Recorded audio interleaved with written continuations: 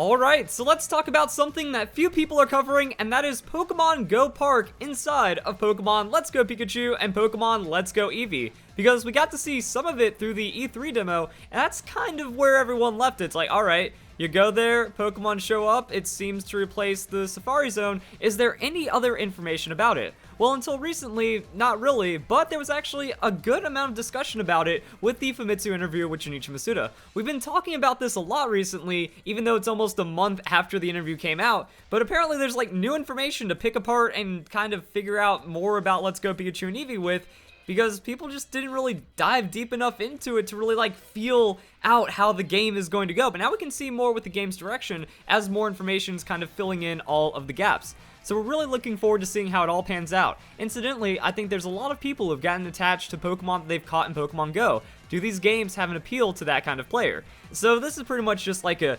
all-inclusive, everything kind of interview. We already knew about Pokemon Go Park before this, but just in case there's a new reader or someone that hasn't heard much about Let's Go Pikachu and Eevee, especially watching like a 40-minute gameplay demo that isn't condensed in a trailer and that doesn't have like, you're not gonna watch every minute and digest every second of that video unless you're really into the game. But if you're just kind of like, oh, I want to see what the new Pokemon game's up to, might not interact with that, so you might not know what's going on. I think one of the best things about Pokemon Go is it's a kind of game that really allows you to remember when and where you caught your Pokemon. Naturally, you'd want to keep those Pokemon in memories to carry close at hand, right? You can take those Pokemon, countless other Pokemon you've captured, into the Let's Go games.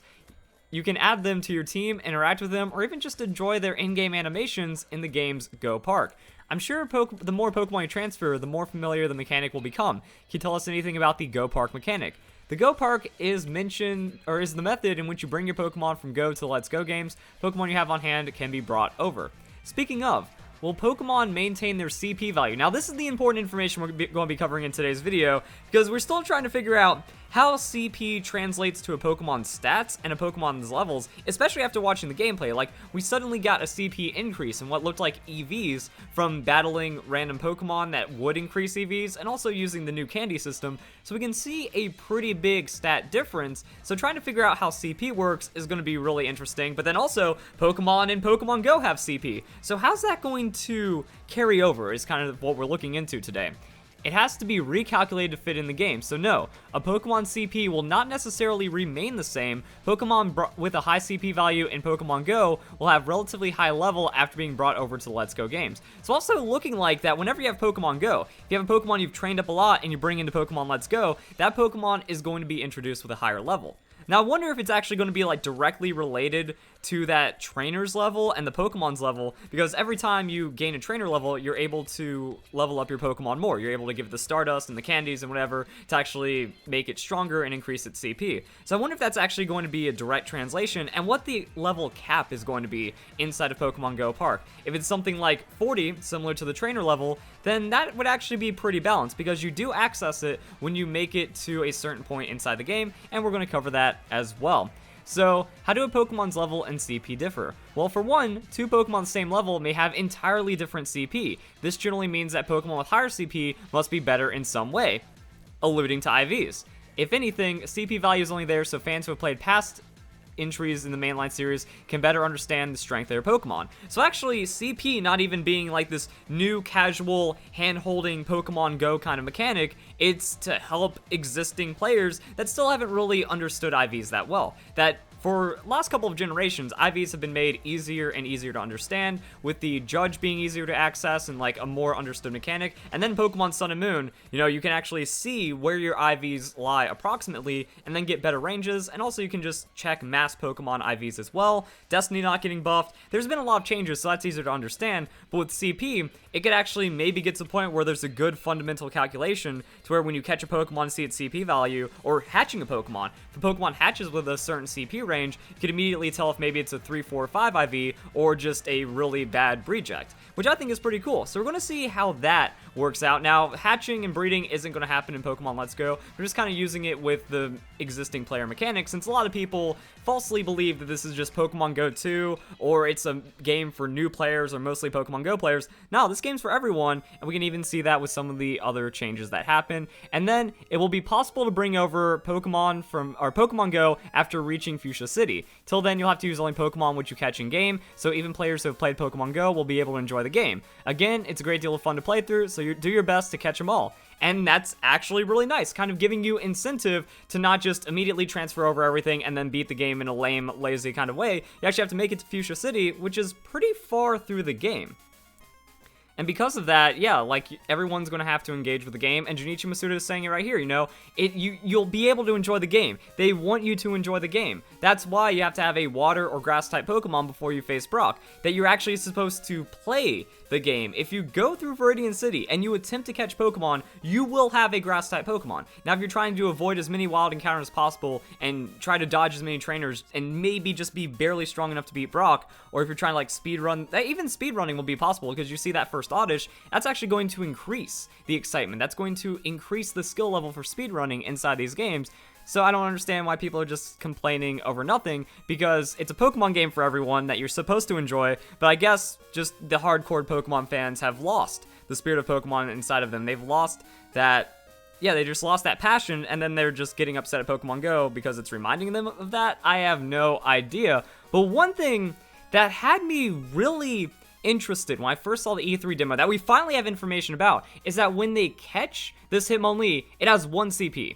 So I don't know if that was from the demo. I didn't know if that was actually how it works, that every Pokemon that you transfer over from Pokemon Go Park is literally just going to have 1 CP and be level 1, and then you're going to have to start it from nothing. Actually, it says CP2 right there. So 2 CP, level 1 Pokemon on every Pokemon Go transfer, which would feel really bad. Like, if you're trying to bring over a strong Pokemon that's well trained or well leveled up inside of Pokemon Go, and then you can't do anything with it inside of Pokemon Let's Go Pikachu and Eevee, that kind of sucks. Also, what about experience? You know, like, you're wasting all this time, you're not gaining any experience. You're not getting any kind of benefit for actually spending time catching Pokemon, where if the Pokemon had higher levels or higher CP and you could gain more experience from it, that would be pretty cool. So seeing this as like a potential way of quick leveling Pokemon, like if you've invested a lot of time, like we even receive experience, you know, bonus multiplier 4.4, experience points 35. So if you actually have rare Pokemon of high CP inside of Pokemon Let's Go Pikachu and Eevee, it can be an alternate quick leveling, especially if, you know, you have like a full bag or a full box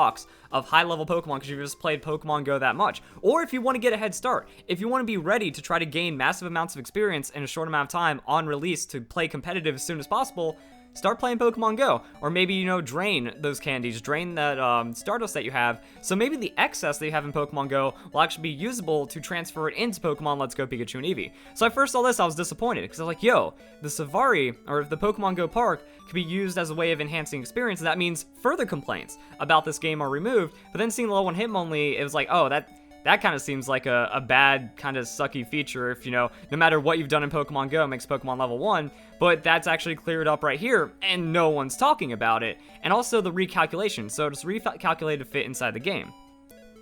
Now that means that the CP will mean something. I'm wondering if there's like different ranges to where if your Pokemon is in the bottom 10% or bottom 20%, it's not going to have any guaranteed IVs. But if it's like 20 to 30% IVs, it'll have 1 to 2 guaranteed IVs in Pokemon Go. Because like Pokemon Go does have an IV system, or at least when you get your Pokemon judged and you can see how its potential is. So maybe if a Pokemon in Pokemon Go has a 90 to 100% potential, then that means it's going to have 4 guaranteed IVs. Maybe even 5 guaranteed IVs when brought into Pokemon Let's Go Pikachu and Eevee. And that would be cool. That means that, you know, another method, if you want to get competitive, could also be already existing inside of Pokemon Go, or if you're playing Pokemon Go, that's something to be mindful of. That if you can keep a Pokemon that you're looking to use competitively inside of a main series Pokemon game, then you could actually transfer it that way. So we're going to see how that breaks down, but it seems very promising that the IVs are going to be remembered, the CP is going to have value, and it's also going to adjust the level of the Pokemon that you receive. So if you want to make it to Fuchsia City and then wreck the rest of the game, you can transfer over some of your maxed out Pokemon, and then there is going to be a risk reward kind of involved. Do you want to still have that strength inside of Pokemon Go? Now, if you're crushing gyms and you want to like take advantage of trading with your, actually, trading is a re-rolling of IVs, so, and it also has like a different CP range, so maybe not too much on that. Whenever PvP decides to come out for Pokemon Go, you know, you're going to keep that Pokemon for PvP, go transfer into Pokemon Let's Go, but it kind of shows that there's actually, there's a reason to do it. So there's incentive to transfer your stronger Pokemon from Go into Let's Go, which is pretty nice, and it can be rewarding inside of Pokemon Let's Go Pikachu and Eevee. And also, since you get candies for releasing the Pokemon inside of Pokemon Let's, well, not releasing, but giving them to, it's effectively releasing. So whenever you give a Pokemon to Professor Oak, you receive candies inside of Pokemon Let's Go Pikachu and Eevee. Because of that, also I wanted to kind of freeze this for later. Because of that, you know, are you going to get candies inside of Pokemon Go, or are you going to transfer it into Let's Go and then use that for like EV training or something like that, especially during outbreaks? If you go to a community event, you get tons of the same Pokemon. That could be a fully EV trained or maxed out IV'd or like a really buff Pokemon inside of Let's Go Pikachu and Eevee, which gives you something to fight with a main series Pokemon game. So there's going to be a lot of connectivity that's pretty interesting.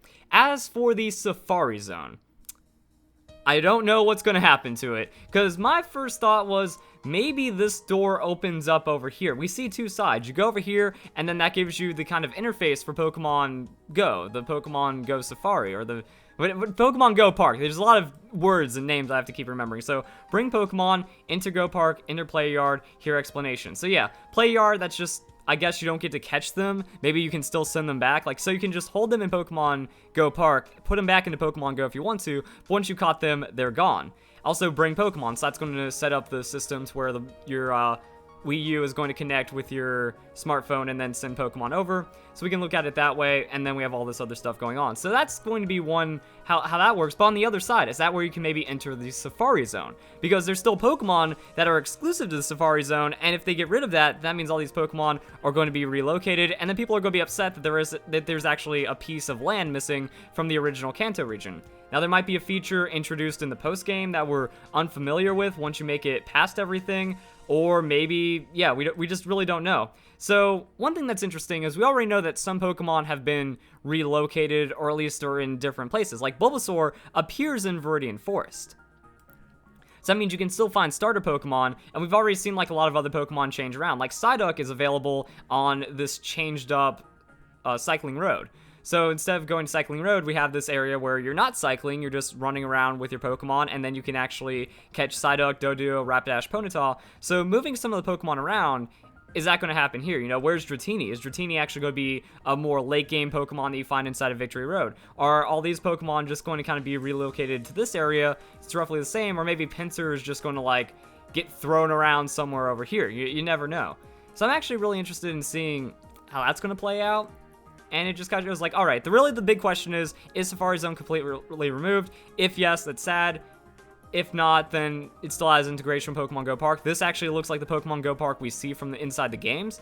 So, still a toss-up, but at least like the features can be replaced with something. These Pokemon, they're going to migrate elsewhere. It's not really the biggest loss, but I'm hoping that there's going to be a lot of that extra post-game or new areas that we get to explore at some other point. That'd be pretty nice. On that, the CP looks good. The transferring system looks good. Looks like it's going to transition well for training and competitive, which is an amazing feature that got clarified that no one was talking about. So there we go, guys. As for the official Pokemon Go website, or Pokemon Let's Go website, I wanted to see if there was any information about this, because, like, yeah, that's actually a big thing. I want a page telling us official information about Pokemon Go Park, but as of the latest trailer, there's only information about the latest trailer, and not really anything about Pokemon Let's Go Pikachu and Eevee. A bit on the Kanto region, but it's just kind of stuff up until this point. So, Team Rocket, the 3 gym leaders, what is a Pokemon gym, but nothing about Go Park. So I'm guessing we're going to learn about it once we explore one of the towns. I wonder if all the gym leaders, all the towns, are going to be revealed before Pokemon Let's Go Pikachu and Eevee comes out, and with that, we're going to get new bits of information every time, and then we'll eventually learn more about Pokemon Go Park. So, hope you guys enjoy the video. Hope you all have a nice day. Thank you very much for watching.